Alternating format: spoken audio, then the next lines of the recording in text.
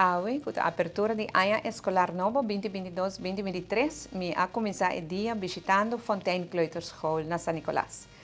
A escola aqui recentemente, nos últimos 3 anos, aqui na se hopi trabalho de remodelação, de reconstrução, e me a pedindo para eu com trabalho na queda. Me sabia que a escola queda de estado hopi bonito.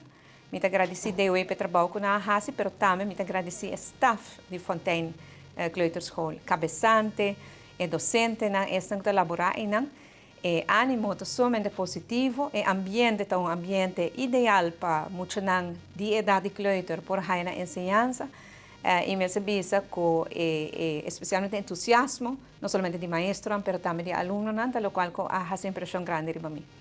Com essa aqui me desejando também hopi êxito que a escolar aqui guiando, ajudando maior na educação de nos yunan e não yunan e me espera também que maior na lo tem benefício e apreço de todo o trabalho que eu vou fazer aqui na Fontaine Kleuterschool. E que sabe viaja mais, me deseja gente da comunidade de Aruba, tur maestro, tur docente, tur aluno, tur estudante, ano escolar somente exitoso. Dona tudo lo que eu tenho para donar durante o ano que me tem tur confiança que está vai um ano somente exitoso.